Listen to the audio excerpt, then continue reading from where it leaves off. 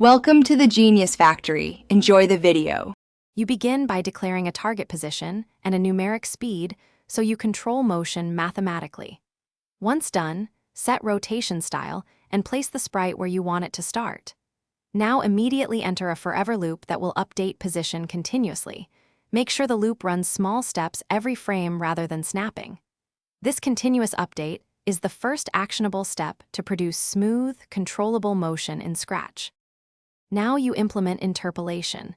Calculate the difference to the target and move a fraction of that distance each loop. This makes movement smooth and eases into the target rather than overshooting.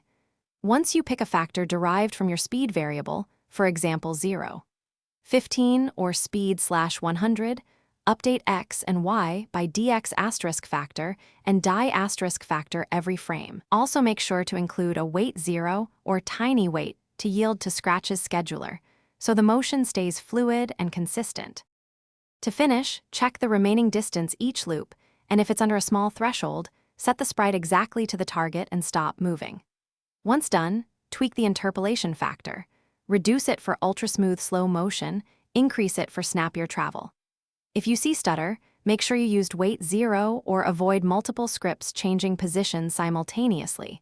Make sure speed and target variables aren't being set in conflicting scripts, because those conflicts are the usual cause of jerky motion. Thanks for watching. If you found this helpful, don't forget to like and subscribe.